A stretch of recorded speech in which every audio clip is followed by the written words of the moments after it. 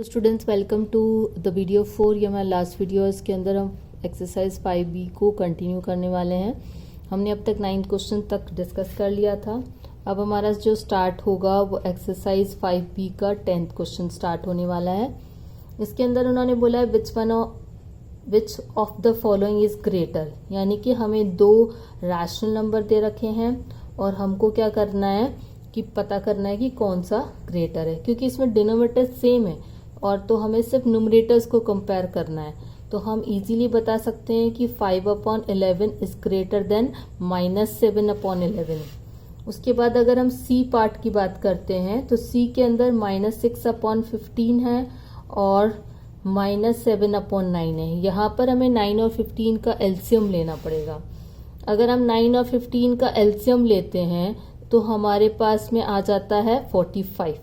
तो उसके अकॉर्डिंग हमें दोनों के डिनोमिनेटर को 45 बनाना पड़ेगा। इसको हमें 3 से मल्टीप्लाई करना पड़ेगा तो ये -18/45 आएगा।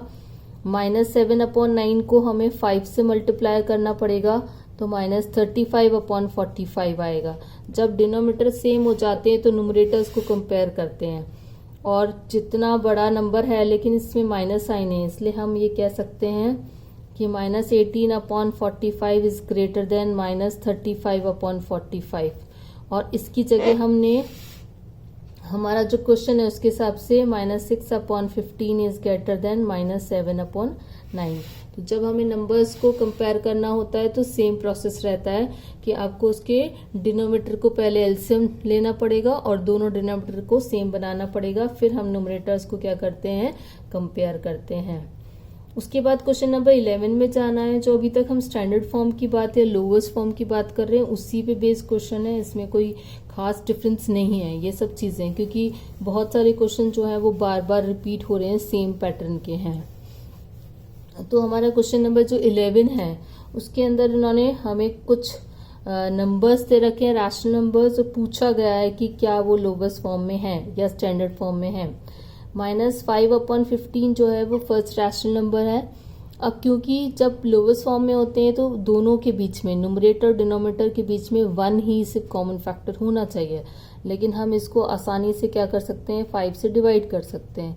तो उसके हिसाब से ये -1/3 हो जाएगा, यानी कि ये ओरिजिनली जो है लोवेस्ट फॉर्म में नहीं है, इसमें 5 एक कॉमन फैक्टर है, इसलिए हम ये कहेंगे this is not in the lowest form. उसके बाद नेक्स्ट क्वेश्चन जो है हमारा बी पार्ट जो है उसके अंदर 3/-7 दे रखा है, क्योंकि इसके अंदर सिर्फ 1 जो है न्यूमरेटर डिनोमिनेटर में ये जो है 1 कॉमन फैक्टर है, तो हम बोलेंगे yes it is in lowest form. उसके बाद डी के अंदर -15/-3 है। इसको अगर हम कंपेयर करते हैं तो इसमें भी 5 जो है वो 3 जो है वो हमारा कॉमन फैक्टर आ रहा है, क्योंकि 15 जो है 3 की टेबल में आता है और 3 भी जो है वो 3 की टेबल में आता है, तो उसके हिसाब से -5/-1 आएगा। तो इसमें 3 कॉमन फैक्टर हमें मिल गया था, इसलिए हमें बोलेंगे कि ये एक लोवेस्ट फॉर्म के अंदर नहीं है। इसके बाद अगर हम क्वेश्चन एफ की बात करते हैं तो -5/12 न्यूमरेटर डिनोमिनेटर के अंदर सिर्फ 1 जो है वो कॉमन फैक्टर है, तो ये क्या हो जाएगा, yes it is in the lowest form.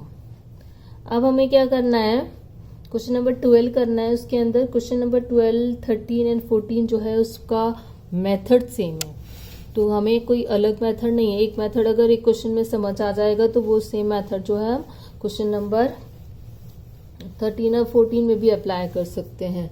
इसके अंदर हमको जो क्वेश्चन में पूछा गया है 12th के अंदर, बेसिकली उसमें अरेंज करने के लिए बोला है असेंडिंग ऑर्डर में। तो जो हमारे नंबर्स हैं -5/7, -3/14, 4/7 एंड -6/7। तो जब हमें इस तरीके से नंबर्स को अरेंज करना होता है असेंडिंग या डिसेंडिंग ऑर्डर में, ये हमारा असेंडिंग ऑर्डर है। असेंडिंग का मतलब बढ़ते हुए ऑर्डर में, सबसे छोटा फिर उससे बड़ा फिर उससे बड़ा।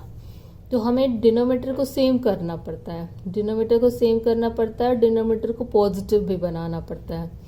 तो हमने 5/7 को, क्योंकि हम देख सकते हैं कि 14 इसका एलसीएम होगा, तो उसको हमने 2 से मल्टीप्लाई कर दिया तो -10/14 आ गया।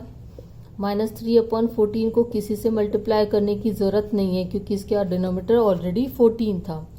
4/7 को हम वापस 2 से मल्टीप्लाई करेंगे क्योंकि इसमें डिनोमिनेटर को हमें 14 बनाना है। -6/7 को भी हम 2 से मल्टीप्लाई करेंगे तो इसको भी हमें क्या करना है, 14 बनाना है। अब क्योंकि हमारे डिनोमिनेटर सेम हो गए तो अब हम किसको कंपेयर करेंगे, न्यूमरेटर्स को। और न्यूमरेटर्स को कंपेयर करते हैं तो उसके हिसाब से हम सारा सबसे छोटा नंबर जो है हमारा कौन सा हो जाएगा, -12/14। उसके बाद नेक्स्ट आएगा -10/14, फिर नेक्स्ट आएगा -3/14 और नेक्स्ट आएगा -8/14। लेकिन ये तो हमारा एलसीएम लेने के बाद का था, लेकिन ओरिजिनली जो है हमें उन जो क्वेश्चन के अंदर जो रैशनल नंबर्स दे रखे हैं उनको ओरिजिनली लिखना पड़ेगा। तो उसके अकॉर्डिंग हमारा 6/7 -5/7 और -3/14 एंड 4/7। तो हमारा जो बेसिक प्रिंसिपल हुआ वो क्या हुआ कि हमें जो डिनोमिनेटर्स होते हैं उसका एलसीएम लेना पड़ता है और उसके बाद में फिर उसको हम क्या करते हैं, सारे डिनोमिनेटर को सेम कर लेते हैं और फिर न्यूमरेटर्स को कंपेयर करके हम नंबर्स को असेंडिंग और डिसेंडिंग दोनों ऑर्डर में अरेंज कर सकते हैं। इसलिए मैंने आपसे कहा था कि जो हमारा 12, 13 और 14 क्वेश्चन है उसका मेथड सेम रहेगा। उसके बाद हमने क्योंकि हमें एक क्वेश्चन हमने कर लिया, एक क्वेश्चन हम और ट्राई कर लेते हैं ताकि हमें अच्छे से समझ में आ जाए। इसका जो है हम वापस 12th का सी पार्ट ले रहे हैं, यानी कि आपको क्या करना है, वापस नंबर को असेंडिंग ऑर्डर में ही अरेंज करना है। नंबर कौन कौन से हैं, 3/4 है, -1/3 है, 1/-2 है और 3/10 है। यहाँ पर हमें ध्यान रखना पड़ेगा कि इसको हमें प्लस में पहले कन्वर्ट करना है। 4, 3, 2 एंड 10 का जो हमारा एलसीएम लेंगे तो एलसीएम जो है हमारा 60 आता है। ये एलसीएम मैंने अलग से लेकर रखा था। तो उसके बाद हम सब में 60 बनाएंगे डिनोमिनेटर्स को। तो अगर हम 3/4 की बात करते हैं तो उसको हमें मल्टीप्लाई करना पड़ेगा 15 से, तो ये हो जाएगा हमारा 45/60। -1/3 को करेंगे तो ये हो जाएगा, इसको हमें 20 से मल्टीप्लाई करना पड़ेगा तो -20/60। और इसको हमें, क्योंकि मैंने बोला कि इसको हमें पॉजिटिव बनाना है तो इसलिए हमें इसको किससे मल्टीप्लाई करना पड़ेगा, -30 से। -30 से करेंगे तो ये -30 कितना आ गया हमारा 60। उसके बाद हमारा 3/10 है, इसको अगर हम 6 से मल्टीप्लाई करते हैं तो 18/60। अब हमारे सारे डिनोमिनेटर सेम है तो हमें क्या करना पड़ेगा, न्यूमरेटर्स को कंपेयर करना पड़ेगा और उस कंपैरिजन के अकॉर्डिंग हमें असेंडिंग ऑर्डर में करना है। तो सबसे छोटा नंबर जो है ये है, इसके अकॉर्डिंग हमने इसको लिख लिया। उसके बाद नेक्स्ट नंबर जो है हमारा -1/3 है। उसके बाद नेक्स्ट नंबर जो है हमारा 3/10 है। उसके बाद नेक्स्ट नंबर जो है हमारा 3/4 है। तो इस तरीके से हमने फाइनली जो है इन नंबर्स को असेंडिंग ऑर्डर में अरेंज कर लिया। अब हमारा नेक्स्ट क्वेश्चन 13 है। 13 में भी बेसिक हमारा वही रहेगा। उन्होंने हमें 3 नंबर्स दे रखे हैं और बोल रखा है कि find the smallest rational number. तो smallest rational number find out करने के लिए पहले हमें वही प्रोसीजर फॉलो करना पड़ेगा, एलसीएम लेना पड़ेगा, देन डिनोमिनेटर्स को सेम होने के बाद न्यूमरेटर्स को कंपेयर करना पड़ेगा। तो हमें मेथड समझ आ गया है तो हम 13 का फर्स्ट क्वेश्चन कर लेते हैं। इसमें हमें स्मॉलेस्ट रैशनल नंबर जो है वो फाइंड आउट करना है और हमारे नंबर कौन से हैं, 4/9 है, -5/6 है और 3/-27 है। अगर हम इन तीनों का एलसीएम लेते हैं तो हमारा एलसीएम जो है वो आता है 54। तो 4/9 को 54 बनाने के लिए हमें किससे मल्टीप्लाई करना पड़ेगा, 6 से। तो ये 24/54 हो गया। -5/6 को किससे मल्टीप्लाई करना पड़ेगा, -45/54 से, 9 से। तो ये -45/54 आ गया। 3/-27 यहाँ पे नेगेटिव है हमारा तो इसको पॉजिटिव बनाना पड़ेगा, तो इसलिए हम इसको -2 से मल्टीप्लाई करेंगे तो ये -6/54। अब हम देख रहे हैं कि हमारे डिनोमिनेटर जो सेम हो गया, तो स्मॉलेस्ट ढूंढना है। तो स्मॉलेस्ट के अकॉर्डिंग जो है सबसे छोटा नंबर जो है हमारा यही वाला है, तो उसके अकॉर्डिंग स्मॉलेस्ट नंबर कौन सा हो जाएगा, स्मॉलेस्ट नंबर इज -5/6। तो उसके हमारे पास में 4 पार्ट्स हैं, मेथड वही है, तो हम उसको खुद से भी ट्राई कर सकते हैं। अब हम क्वेश्चन नंबर 14 कर लेते हैं। क्वेश्चन नंबर 14 में सेम प्रोसीजर फॉलो करना है। हमें क्या करना है, डिसेंडिंग ऑर्डर में अरेंज करना है। लेकिन डिसेंडिंग ऑर्डर में अरेंज करने के लिए सेम हमें वही करना पड़ेगा कि आपको डिनोमिनेटर एलसीएम लेना है, डिनोमिनेटर को हमें सेम करना पड़ेगा। इसका ए पार्ट अगर हम कर रहे हैं तो 5/7, 3/7, 5/2 एंड 3/4। अगर हम सबका एलसीएम लेते हैं तो हमारे पास में एलसीएम आता है 28। तो 5/7 में यहाँ पे 28 लेके आना है तो इसको 4 से मल्टीप्लाई करना पड़ेगा, तो 20/28। 3/7 को हमें 28 लाने के लिए किससे करना पड़ेगा, वापस 4 से ही करना पड़ेगा, 12/28 हो जाएगा। 5/2 को हमें 28 लाने के लिए 14 से मल्टीप्लाई करना पड़ेगा, तो ये 70/28 हो जाएगा। 3/4 को जो है हमें वो लाने के लिए 70 लाने के लिए हमें 7 से 28 लाने के लिए 7 से मल्टीप्लाई करना पड़ेगा।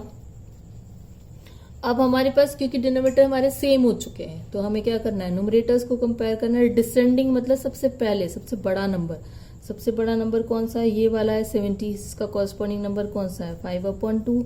उसके बाद नेक्स्ट है हमारा 21 के अकॉर्डिंग हमारा नेक्स्ट कौन सा हो गया, 3/4। उसके बाद है हमारा 20 का है 5/7। अब उसके बाद में है हमारा 3/7। तो इस तरीके से हमने सेम प्रोसीजर को फॉलो करके इन नंबर्स को भी डिसेंडिंग ऑर्डर में अरेंज कर दिया। उसके बाद लास्ट क्वेश्चन है, उसके अंदर हमें फिलअप करना है। फिलअप वाले क्वेश्चंस भी हम ऑलरेडी बहुत बार कर चुके हैं। उसमें सिर्फ हमें थोड़ा सा ध्यान रखना पड़ता है कि जो हमारे न्यूमरेटर और डिनोमिनेटर को किस नंबर से मल्टीप्लाई किया गया है। तो अभी हमारा जो है 15 क्वेश्चन है और 15 क्वेश्चन में हमें क्या करना है, फिल इन द ब्लैंक्स करना है। इसमें है फर्स्ट जो है 4/7 है और यहाँ पे आपको 24 दे रखा है और यहाँ पे आपका बॉक्स खाली है। तो 4 और 24 का रिलेशन क्या हुआ, इसमें 6 से मल्टीप्लाई किया है तो डेफिनेटली इसको भी 6 से करेंगे तो 42 आ जाएगा। इसी तरीके से सी पार्ट में 5/2 है, यहाँ पे -10 दे रखा है, यहाँ बॉक्स खाली है। अब इसको हम किससे मल्टीप्लाई करें, -10 आए -2 से, तो इसको भी -2 से करेंगे तो कितना आ जाएगा, -4। तो इस तरीके से हमारे पास में जो इसका बी और डी पार्ट है वो खुद से कर सकते हैं और इसके साथ ही हमारी एक्सरसाइज 5B और हमारा चैप्टर 5 जो है वो कंप्लीट हो जाता है।